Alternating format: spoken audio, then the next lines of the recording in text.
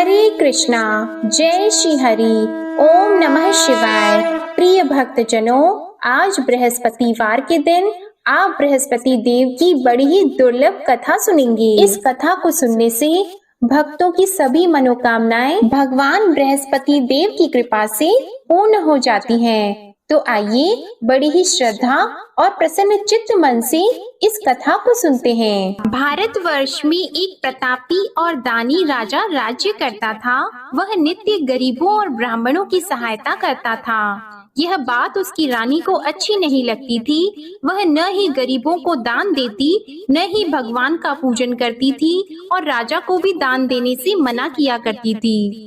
एक दिन राजा शिकार खेलने वन को गए हुए थे, तो रानी महल में अकेली थी। उसी समय बृहस्पति देव साधु वेश में राजा के महल में भिक्षा लेने के लिए गए और भिक्षा मांगी, तो रानी ने भिक्षा देने से इनकार कर दिया और कहा, हे साधु महाराज, मैं तो दान पुण्य से तंग आ गई हूँ। मेरा पति सारा धन लुटाते रहते हैं। मेरी इच्छा है कि हमारा धन नष्ट हो जाए, फिर न रहेगा बांस, न बजेगी बांसुरी। साधु ने कहा, देवी तुम तो बड़ी विचित्र हो। धन संतान तो सभी चाहते हैं, पुत्र और लक्ष्मी तो पापी के घर भी होने चाहिए। यदि तुम्हारे पास अधिक धन है तो भूखों को भोजन दो, प्यासों के लिए प्याऊ बनवाओ, मुसाफिरों के लिए धर्मशालाएं खुलवाओ।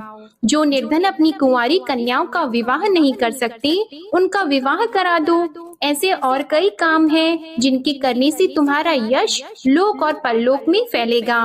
परंतु रानी पर उपदेश का कोई प्रभाव नहीं पड़ा।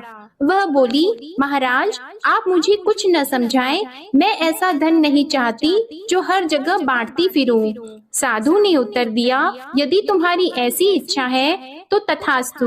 तुम ऐसा करना कि बृहस्पतिवार को घर लीपकर पीली मिट्टी से अपना सिर धोकर स्नान करना, भट्टी चढ़ाकर कपड़े धोना। ऐसा करने से आपका सारा धन नष्ट हो जाएगा। इतना कहकर वह साधु महाराज वहाँ से आलोक हो गए और साधु के अनुसार कही बातों को पूरा करते हुए रानी को केवल 3 बृहस्पतिवार ही बीते थे कि उसकी समस्त धन संपत्ति नष्ट हो गई। भोजन के लिए राजा का परिवार तरसने लगा। तब एक दिन राजा ने रानी से बोला कि हे रानी, तुम यहीं रहो, मैं दूसरे देश को जाता हूँ, क्योंकि यहाँ पर सभी लोग मुझे जानते हैं, इसलिए मैं कोई छोटा कार्य नहीं कर सकता। ऐसा कहकर राजा परदेश चला गया। वहाँ वह जंगल से लकड़ी काट कर लाता और शहर में बेचता था। इस तरह वह अपना जीवन व्यतीत करने लगा। इधर राजा के परदेश जाते ही रानी और दासी दुखी रहने लगी। एक बार जब रानी और दासी को 7 दिन तक बिना भोजन के रहना पड़ा, तो रानी ने अपनी दासी से कहा, हे दासी, पास ही के नगर में मेरी बहन रहती है, वह बड़ी धनवान है। तू उसके पास जा और कुछ लेकर आ, ताकि थोड़ा बहुत गुजार बसर हो सके। रानी दासी की बहन के पास गई। उस दिन गुरुवार था और रानी की बहन उस समय बृहस्पतिवार व्रत की कथा सुन रही थी। दासी ने रानी की बहन को अपनी रानी का संदेश दिया, लेकिन रानी की बड़ी बहन ने कोई उत्तर नहीं दिया। जब दासी को रानी की बहन से कोई उत्तर नहीं मिला, तो वह बहुत दुखी हुई और उसे क्रोध भी आया। दासी ने वापस आकर रानी को सारी बात बता दी। सुनकर रानी ने अपने भाग्य को कोसा। उधर रानी की बहन ने सोचा कि मेरी बहन की दासी आई थी, परंतु मैं उससे नहीं बोली, इससे वह बहुत दुखी हुई होगी। कथा सुनकर और पूजन समाप्त करके वह अपनी बहन के घर आई और कहने लगी, हे बहन, मैं बृहस्पतिवार का व्रत कर रही थी, तुम्हारी दासी मेरे घर आई थी, परंतु जब तक कथा होती है तब तक न तो उठते हैं और न ही बोलते हैं, इसलिए मैं नहीं बोली। कहो दासी क्यों गई थी? रानी बोली, बहन तुमसे क्या छिपाऊं, हमारे घर में खाने तक को अनाज नहीं था। ऐसा कहते कहते रानी की आंखें भर आई। उसने दासी समेत पिछले 7 दिनों से भूखे रहने तक की बात अपनी बहन को विस्तार पूर्वक सुना दी। रानी की बहन बोली, देखो बहन, भगवान बृहस्पति सबकी मनोकामना को पूर्ण करते हैं। देखो शायद तुम्हारे घर में अनाज रखा हो। पहले तो रानी को विश्वास नहीं हुआ, पर बहन के आग्रह करने पर उसने अपनी दासी को अंदर भेजा तो उसे सचमुच अनाज से भरा एक घड़ा मिल गया। यह देखकर दासी को बड़ी हैरानी हुई। दासी रानी से कहने लगी, हे रानी, जब हमको भोजन नहीं मिलता तो हम व्रत ही तो करते हैं, इसलिए क्यों न इनसे व्रत और कथा की विधि पूछ ली जाए ताकि हम भी व्रत कर सकें। तब रानी ने अपनी बहन से बृहस्पतिवार व्रत के बारे में पूछा।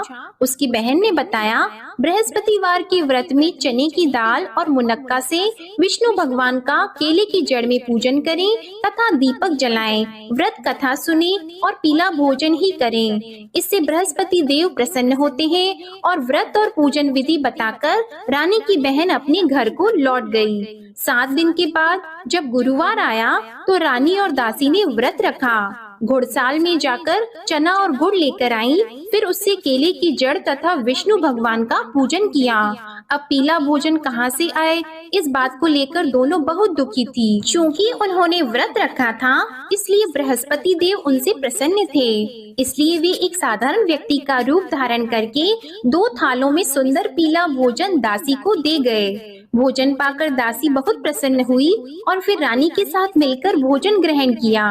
उसके बाद वे सभी गुरुवार को व्रत और पूजन करने लगी। बृहस्पति भगवान की कृपा से उनके पास फिर से धन संपत्ति आ गई, परंतु रानी फिर से पहले की तरह आलस्य करने लगी। तब दासी बोली, देखो रानी, तुम पहले भी इस प्रकार आलस्य करती थी, तुम्हें धन रखने में कष्ट होता था, इस कारण सभी धन नष्ट हो गया, और अब जब भगवान बृहस्पति की कृपा से धन मिला है तो तुम्हें फिर से आलस्य होता है। रानी को समझाते हुए दासी कहती है कि बड़ी मुसीबतों के बाद हमने यह धन पाया है, इसलिए हमें दान पुण्य करना चाहिए, भूखे मनुष्यों को भोजन कराना चाहिए और धन को शुभ कार्यों में खर्च करना चाहिए, जिससे तुम्हारे कुल का यश बढ़ेगा, स्वर्ग की प्राप्ति होगी और पितृ प्रसन्न होंगे। दासी की बात मानकर रानी अपना धन शुभ कार्यों में खर्च करने लगी, जिससे पूरे नगर में उसका यश फैलने लगा। उधर एक दिन राजा दुखी होकर जंगल में एक पेड़ के नीचे आसन जमाकर बैठ गया। वह अपनी दशा को याद करके व्याकुल होने लगा। बृहस्पतिवार का दिन था। एकाएक उसने देखा कि निर्जन वन में एक साधु प्रकट हुए। वह साधु वेश में स्वयं बृहस्पति देवता थे।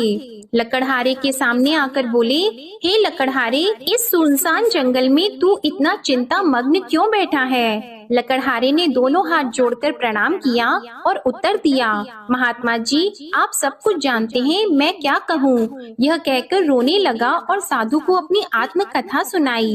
महात्मा जी ने कहा, तुम्हारी स्त्री ने बृहस्पतिवार के दिन बृहस्पति भगवान का निरादर किया है, जिसके कारण रुष्ट होकर उन्होंने तुम्हारी यह दशा कर दी। अब तुम चिंता को दूर करके मेरे कहने पर चलो तो तुम्हारे सब कष्ट दूर हो जाएंगे और भगवान पहले से भी अधिक संपत्ति देंगे। तुम बृहस्पति के दिन कथा किया करो, 2 पैसे के चने मुनक्का लाकर उसका प्रसाद बनाओ और शुद्ध जल से लोटे में शक्कर मिलाकर अमृत तैयार करो।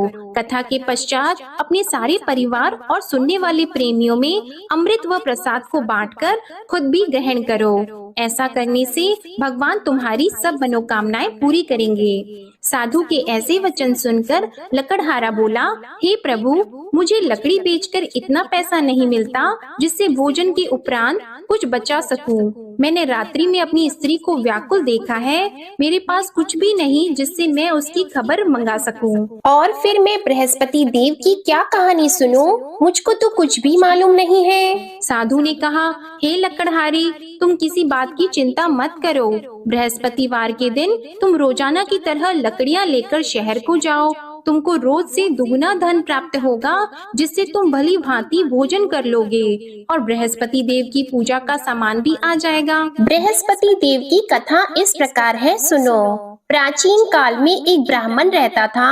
वह बहुत निर्धन था। उसकी कोई संतान नहीं थी। उसकी स्त्री बहुत मलिनता के साथ रहती थी। वह स्नान नहीं करती, किसी देवता का पूजन नहीं करती। इससे ब्राह्मण देवता बड़े दुखी थे। बेचारे बहुत कुछ कहते थे, किंतु उसका कुछ परिणाम नहीं निकला। भगवान की कृपा से ब्राह्मण की स्त्री के कन्या रूपी रत्न पैदा हुआ। कन्या बड़ी होने पर प्रातः स्नान करके विष्णु भगवान का जाप और बृहस्पतिवार का व्रत करने लगी। अपने पूजन पाठ को समाप्त करके विद्यालय जाती तो अपनी मुट्ठी में जौ भर के ले जाती और पाठशाला के मार्ग में डालती जाती। तब ये जौ स्वर्ण के हो जाते तो लौटते समय उनको बीन कर घर ले आती। एक दिन वह बालिका सूप में उस सोने की जौ को फटक कर साफ कर रही थी कि उसके पिता ने देख लिया और कहा, हे बेटी, सोने की जौ के लिए सोने का सूप होना चाहिए। दूसरे दिन बृहस्पतिवार था। इस कन्या ने व्रत रखा और बृहस्पति देव से प्रार्थना करके कहा, मैंने आपकी पूजा सच्चे मन से की है तो मेरे लिए सोने का सूप दे दो। बृहस्पति देव ने उसकी प्रार्थना स्वीकार कर ली। रोजाना की तरह वह कन्या जौ फैलाती हुई जाने लगी। जब लौटकर जौ बीन रही थी तो बृहस्पति देव की कृपा से सोने का सूप मिला। उसे वह घर ले आई और उसमें जौ साफ करने लगी, परंतु उसकी माँ का वही ढंग रहा। एक दिन की बात है कि वह कन्या सोने के सूप में जौ साफ कर रही थी। उस समय उस शहर का राजपुत्र वहां से होकर निकला। इस कन्या के रूप और कार्य को देखकर मोहित हो गया और अपने घर आकर भोजन और जल त्याग कर उदास होकर लेट गया। राजा को इस बात का पता लगा तो अपने प्रधानमंत्री के साथ उसके पास गए और बोले, हे बेटा, तुम्हें किस बात का कष्ट है? किसी ने तुम्हारा अपमान किया है अथवा और कोई कारण हो सो कहो, मैं वही कार्य करूँगा जिससे तुम्हें प्रसन्नता हो। अपने पिता की राजकुमार ने बातें सुनी तो वह बोला, मुझे आपकी कृपा से किसी बात का दुख नहीं है।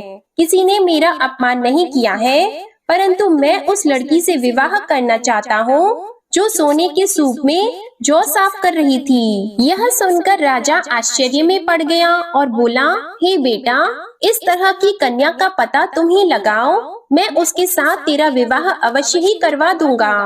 राजकुमार ने उस लड़की के घर का पता बताया। तब मंत्री उस लड़की के घर गए और ब्राह्मण देवता को सभी हाल बताया।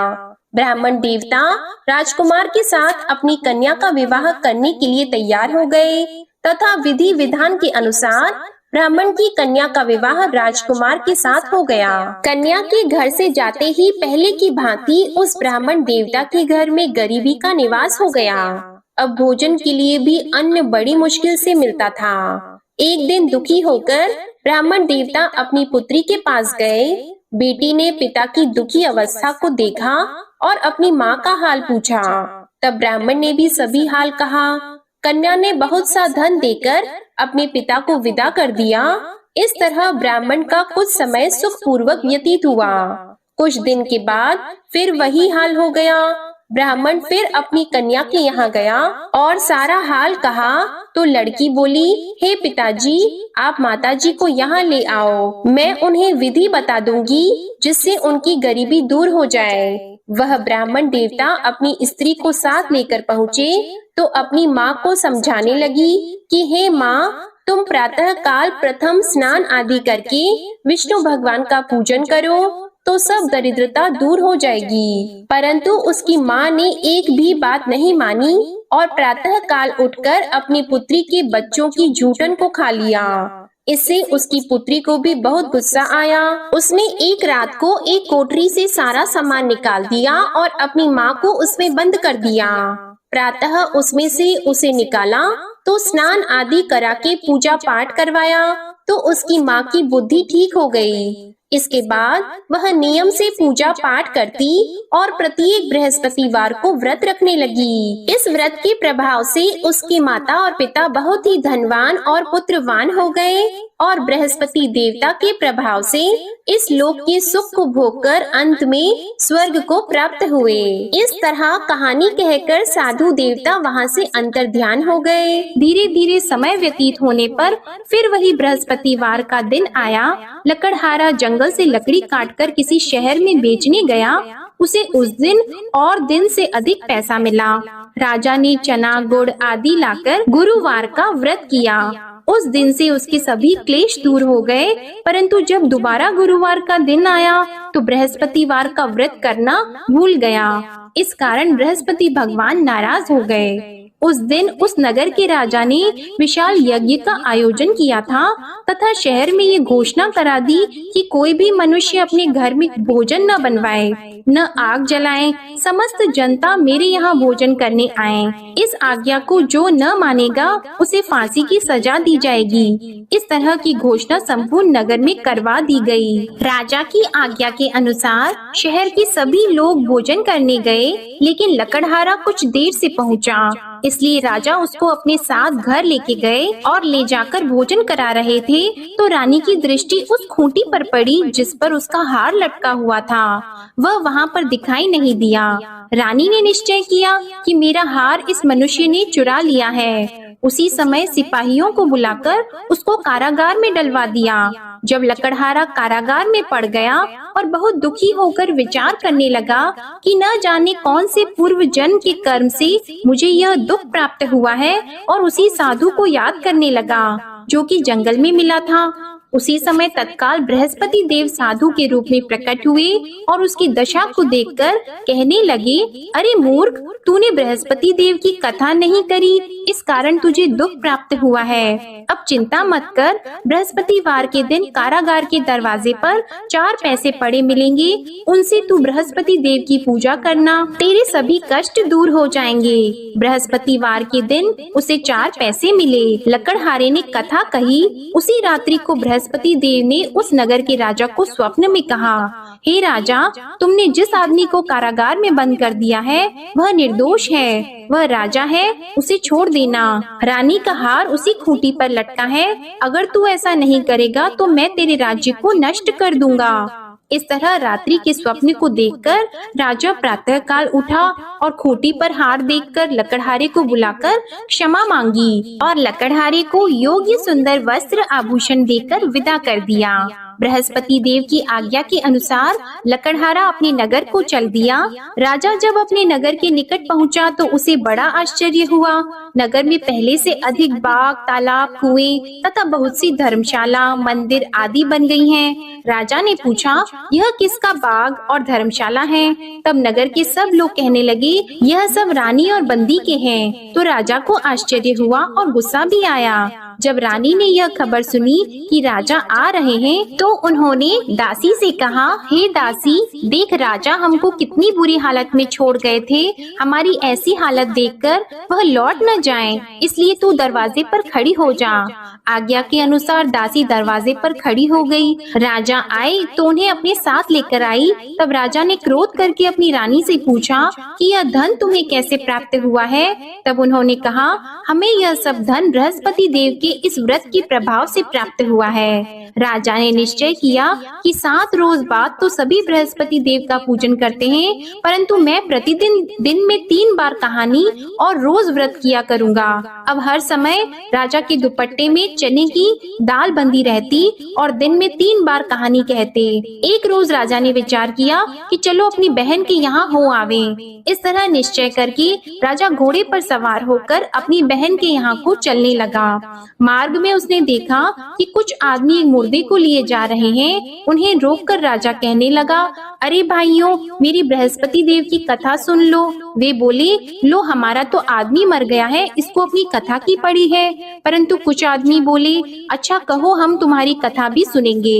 राजा ने दाल निकाली और जब कथा आधी हुई थी कि मुर्दा हिलने लग गया, और जब कथा समाप्त हो गई तो राम राम करके मनुष्य उठकर खड़ा हो गया।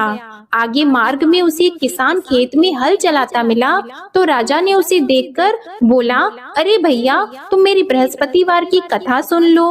किसान बोला, जब तक मैं तेरी कथा सुनूंगा तब तक 4 हरैया जोत लूंगा, जा अपनी कथा किसी और को सुनाना। इस तरह राजा आगे चलने लगा।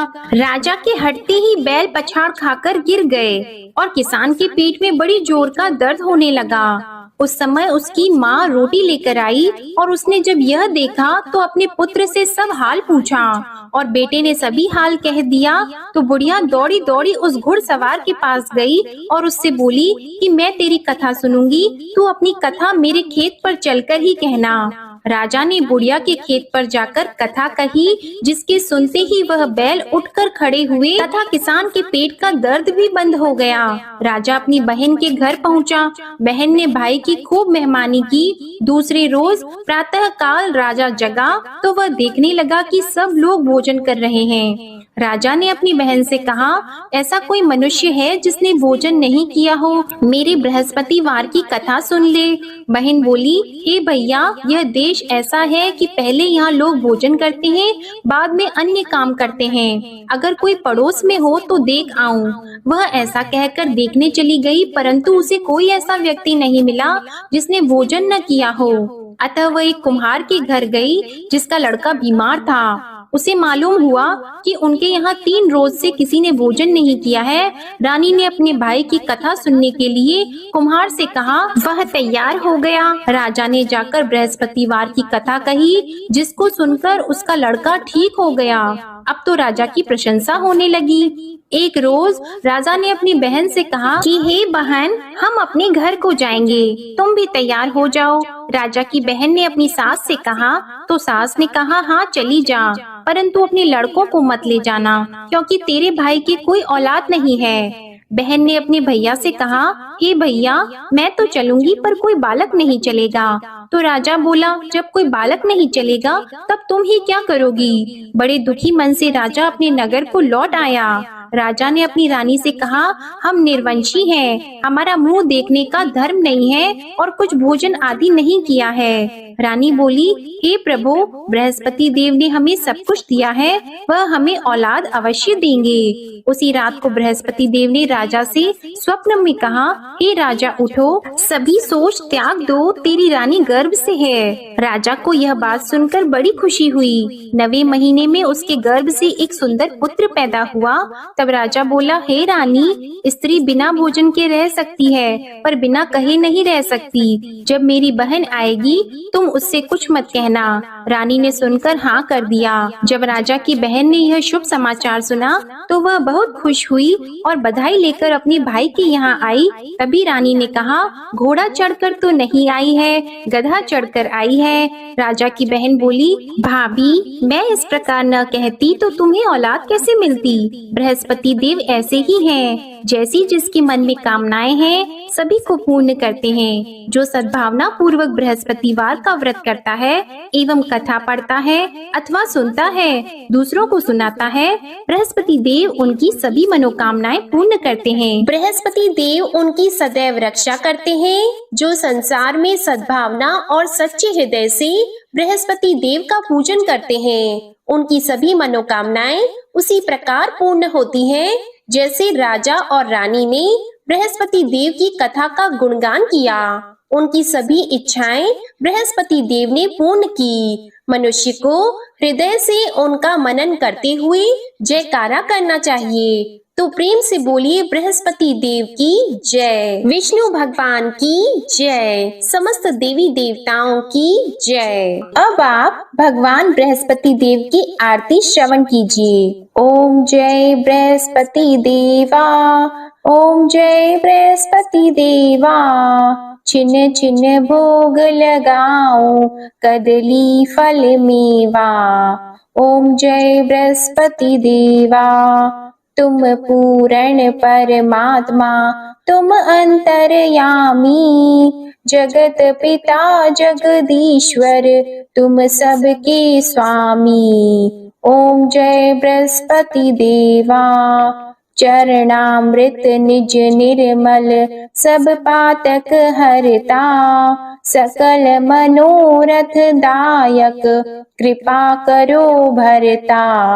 ओम जय बृहस्पति देवा, तन मन धन अर्पण कर, जो जन शरण पड़े, प्रभु प्रकट तब होकर, आकर द्वार खड़े। ओम जय बृहस्पति देवा, दीन दयाल दयानिधि, भक्तन हितकारी, पाप दोष सब हरता, भव बंधन हारी। ओम जय बृहस्पति देवा सकल मनोरथ दायक सब संशय तारो विषय विकार मिटाओ संतन सुखकारी। ओम जय बृहस्पति देवा जो कोई आरती तेरी प्रेम सहित गावे ज्येष्ठानंद बंद सो निश्चय ही पावे। ओम जय बृहस्पति देवा ओम जय बृहस्पति देवा। प्रेम से बोलिए भगवान बृहस्पति देव की जय। बोलिए भगवान श्री लक्ष्मी नारायण जी की जय। आपको आज की कथा पसंद आए, आरती पसंद आए तो वीडियो को लाइक कीजिएगा, शेयर कीजिएगा, कमेंट में भगवान बृहस्पति देव जी की जय लिखिएगा और चैनल को भी सब्सक्राइब करिएगा। इसी के साथ आप हमारे चैनल पर सावन मास महात्म्य की कथाएं और शिव महापुराण की कथाएं भी नियम से जरूर सुनिएगा। प्रेम से बोलिए भगवान बृहस्पति देव की जय।